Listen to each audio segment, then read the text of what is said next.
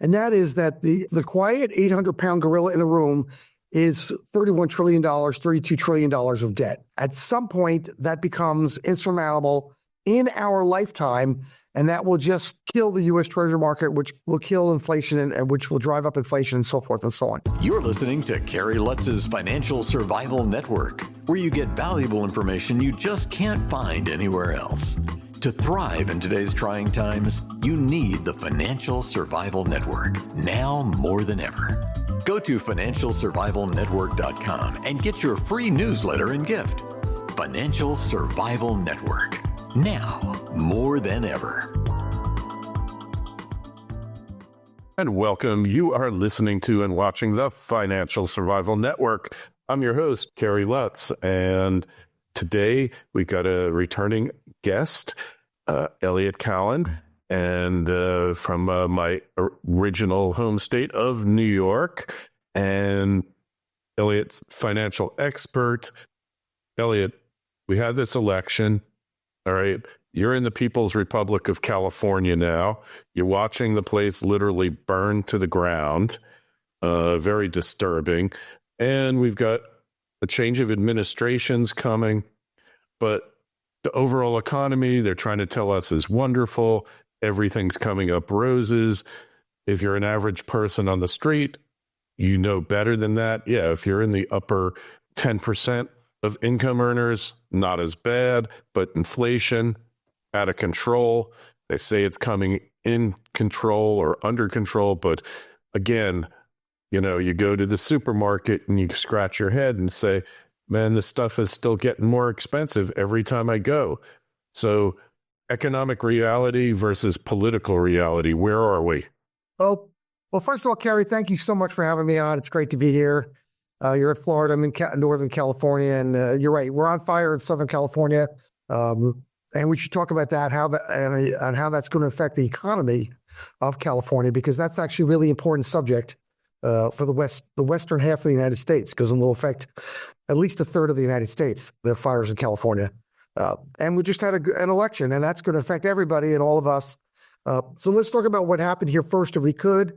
And that is that you and I both know as consumers that there's no such thing as 3% inflation or 3.5% or whatever they think there is, because I shop and I cook and I buy wine and you do the same thing or whatever you like to drink. Everything is up significantly. Every dinner is up. I go out to dinners all the time because I write about high, good quality food. There's nothing even close to what I paid 2 years ago for dinner. There's nothing even close to wine what I paid 2 years ago. And I think the best example of that is one of my favorite wineries is Pine Ridge up in Napa. I know, I've been there. Yeah. Yeah. And my favorite wine there, I actually have a vine named after me at Pine Ridge. No kidding. Yeah. They made a great Chardonnay.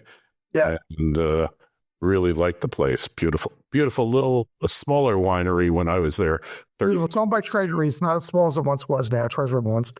And they have their top of the line wine is Fortis, Fortis. I'm trying to do a commercial for Pine Ridge, but I've been buying that since that came out. And when I started buying that 20 years ago, it was $85 a bottle, which was the very high end of my budget 25 years ago for red wine. And today that's $285 to $325. Yeah.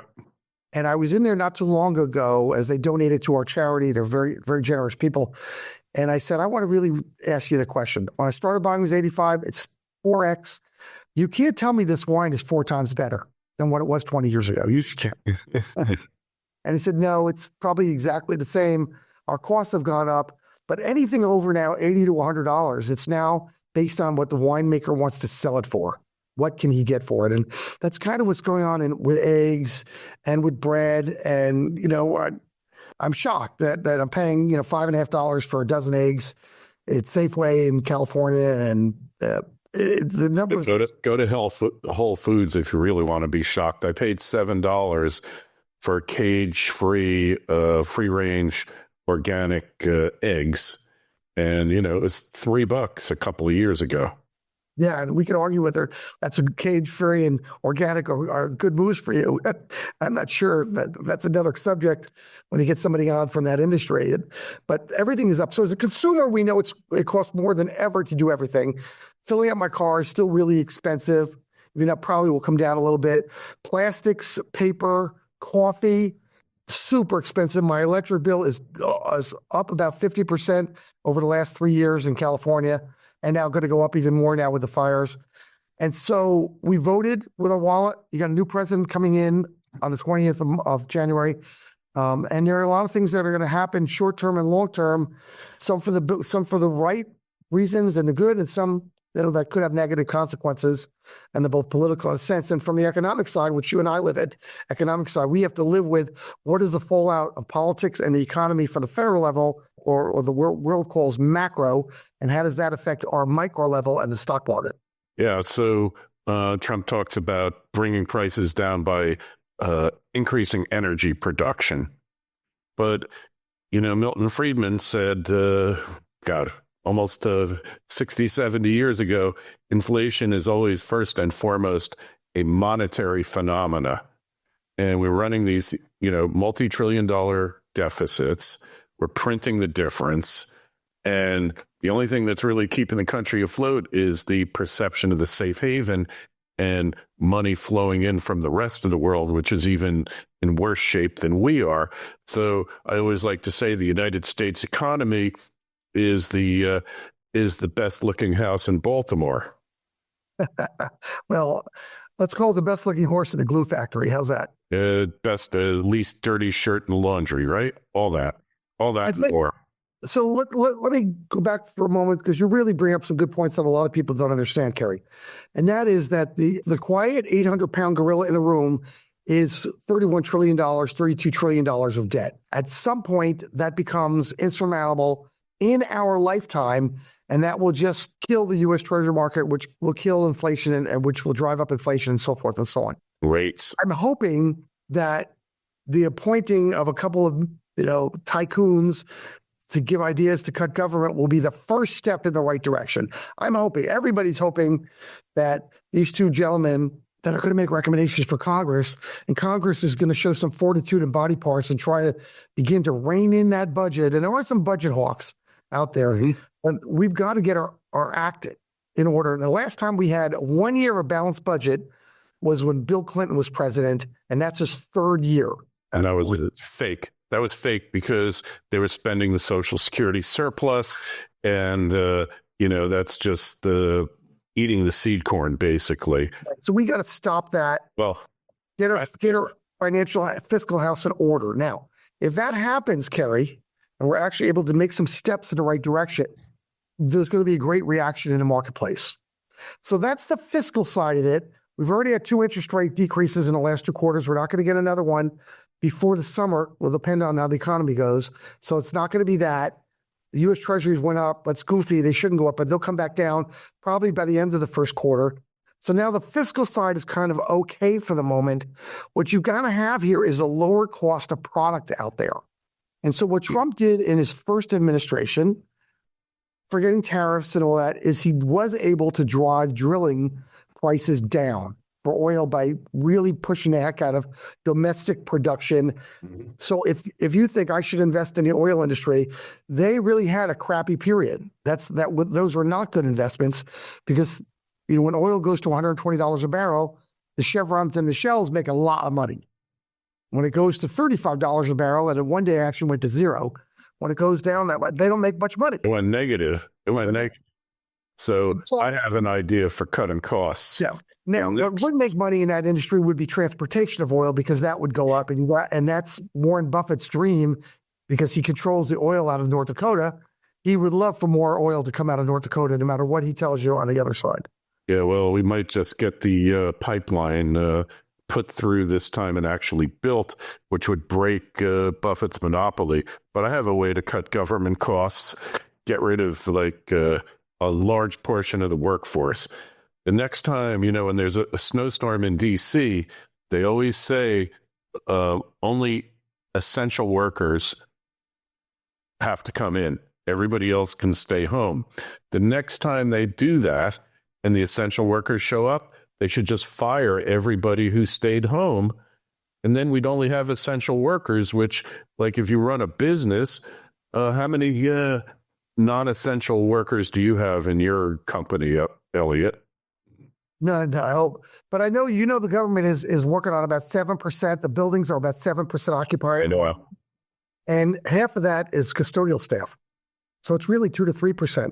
That's all. Cleaning up the mess. My son works for the federal government. I tell you that, Kerry, my son, full disclosure, works for the U.S. government, the Federal Reserve, and he said they've never not been all back at work. Yeah, well, maybe that's a good thing because they're responsible for allowing. Your best. Yeah, well, I'm being facetious, but not really, because it's a cost cutter's dream, assuming it can happen. And I think that, forget about the players involved, I feel like we've reached a tipping point. We saw it with Reagan, where he was going to reinvent government and get rid of all the dead weight, and that kind of failed. He cut taxes, but he never was able to cut spending. This, I feel like we're at an inflection point where it really will get done, because Trump doesn't have to care about re-election. He can exercise his impoundment authority, which the Supreme Court during Nixon said he didn't have any.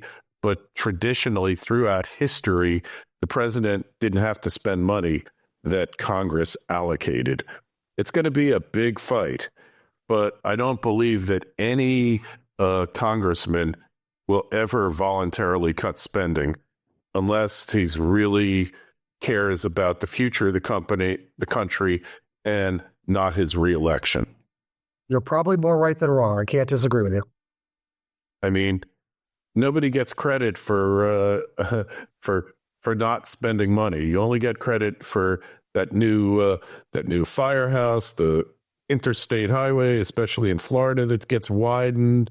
And you only get credit for projects. You don't get credit for saving money and keeping the government solvent.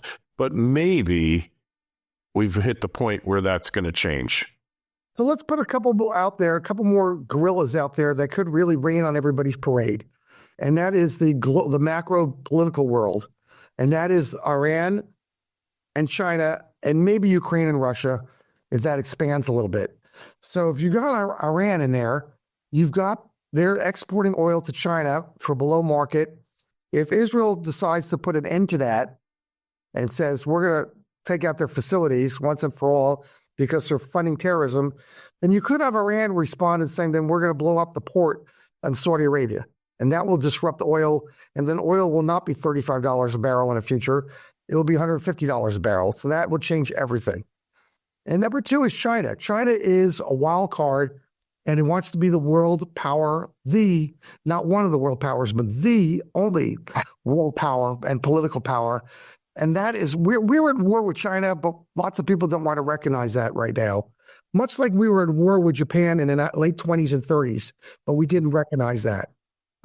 And so those things could really rain on the parade for all Americans, because if we actually go to war with China or some proxy war with China and Russia, which Ukraine is a proxy war with Russia for the United States right now, then you're going to have the whole conversation about how much money is the Pentagon sucking up and how do we restock and rebuild the American armed services, people and product here. And that'll drive the economy up, or that money's going to have to come from somewhere. Yeah, well, those are the unknown unknowns, as they call them. We got enough known unknowns to keep us busy for a while. So the question, Elliot, is how do you plan for a retirement? What do you invest in this crazy world? Do you just go for defense stocks? But he's going to cut back on the military-industrial complex, supposedly. I mean, I'm at a bit of a loss. Oh, that's a good question. Where do you put your money? So if we take the spectrum of aggressive and passive, let's start with the passive person. We've had a couple of really bad years in the bond market. I think this will be a really good bullish year after the first quarter. I think the first quarter continues to be a little bit of pain in the corporate bond short and midterm market. Don't buy anything long-term. Don't buy anything over 5-6 years. But I think by the second quarter, I'd be buying there if I'm a conservative person, conservative investor. If I want to be more aggressive, all right, I still like technology. I get it. It's overvalued. It's still, you cannot walk away from the luster and the glitter of U.S. technology. You can't. I would not be buying healthcare at all right now. I think there's going to be pressure on pricing in the healthcare market. I think the U.S. defense industry is a good place to earn above average returns, not like technology's done, not like NVIDIA, up 200%. I think the U.S. defense is a good place to do it. I think movement of oil, so downstream, but not upstream type of things. That's what the wonky people talk about all the time. So movement of oil, I like a lot. I think the plastics industry is a pretty decent place to go because they're going to react to oil coming down in price. That's and gas. Those are their top products in there at that point. And I would stay away from the electric car industry completely because I think it's not going to be thriving at all for a while. Or green energy up there. So there aren't a lot of places you can do it, but I still continue to like some technology, which is done really well. And they will build some chip plants, and semiconductors have underperformed for some time right now. I don't think they're outperforming. But let's look at the market's done a pretty steady climb there, Kerry. Yeah. For a while, we've had 20% back-to-back years in the S&P 500. I don't think that's going to happen this year. I think we finished the year higher than where we started it. And we have 2 to 3, 10 to 20% corrections. Those are bear market corrections this year. That's a lot. That means that you're going to see some sharp V's down and some sharp V's up in the stock market this year. So super cautious. I would not be selling it all when they go down, but I would keep money on the sidelines to buy when they go down. When it goes down by more than 10 or 12, I'd be buying some things that I think are going to go up. And then if it goes up by 15 in a quick V, I'd maybe take some profits. It would be much more thinking short-term this year. Okay. What about precious metals, cryptos, real estate? So let's do it in inverse order. Start with real estate. There is an office building cold going on right now. If that just remains cold, then as interest rates come down, mortgages are still at a historic high, recent historic, then real estate will begin to bounce back. It has not really bounced back. If it doesn't bounce back and the office market turns into a flu instead of a cold, then there will be some type of pushback and correction in that. But let me also say that for builders right now, in the western third of the country, starting in about June, you will not be able to find a worker to help you build anything because they will all be in Southern California, paid above average rates with federal and state money, and they're going to flock there like it's a gold rush for the construction industry. That'll drive up lumber, plastic, furniture. That'll just drive it right up. And it'll drive up wages because of what happens, especially if it's state and federal money that will now be the backstop for everything down there. And that's what they're talking about happening. So that could help a lot of the United States real estate because it will thrive locally in Southern California. Let me go to the next one. Crypto, you mentioned. Crypto is an anomaly. There are people who think it's going to $200,000 for Bitcoin, and there are other people that say it's going to $35,000 before it's going to $200,000. I like some crypto exposure. I don't think it's a currency. It'll be interesting what Trump does with that. I'm waiting for the new Secretary of the Treasury to come out and say, we need a crypto dollar and not a crypto Bitcoin. We need something that's a backstop here. I think that's a game changer for the crypto industry if that happens, because that will move demand from the Bitcoins of the world and move them back to a crypto dollar, which would be great for the U.S. government to have a crypto dollar. That really would be a good thing to do. But it'd be crappy for Bitcoin to do that. If they pick an exchange for it to go on and they choose Ethereum, boy, that's the big winner of this whole conversation, Ethereum. Is it will need to go on an exchange, and Ethereum is an exchange. But they may pick somebody else. So I think that's an iffy thing. I'm a watch and see guy on crypto to see what happens with a crypto dollar if somebody has a conversation about that. Mm-hmm. So we talked about real estate, Bitcoin. What was the third one? Precious metals. Okay, so I think if you're gonna, here's the downside of precious metals, Kerry. Nobody ever sells them. Nobody ever sells them. They buy them and don't sell them. They keep them. I buy bullion myself. I'll never sell my bullion. Yeah. Ever. So I'm going to give it to my children and they can give it to their grandchildren. But I buy bullion on a regular basis just so I have something to give to my kids outside the estate, but I'll never sell it. That is so true. All right. So does that mean it's not going up or it's only going to go up? What does it mean that people just... unless a bomb goes off in Taiwan or Saudi Arabia, I would not be excited about buying precious metals today. Now, that doesn't mean I wouldn't be buying industrial metals like copper and palladium and so forth. Because copper is $4 a pound. That's ridiculously low, especially with what's going to happen in Southern California. I think lumber is going to go through the roof. There's a commodity. So lumber and copper, I like in the metals business, in the industrial metals business. Lithium, I tell you, a lot of people like lithium because the batteries, I think that there's a new technology coming that could get rid of lithium. That would actually be a good thing for mankind, since the mining of lithium is one of the dirtiest things on earth, and China controls it. To have a battery that replaces lithium would be amazing. Let me give you something that's a wild out there guess. And if you tell me, if it doesn't hold true, you can call me up on this one. I'll give you my phone number and you can yell at me. And if I hold true, I want you to buy me a steak dinner at Peter Luger's in Brooklyn. And that is that I think in the next 3 years or so, that Tesla is sold to a consortium of other car makers and venture capitalists. And Elon Musk is in the battery business full time and out of the car business.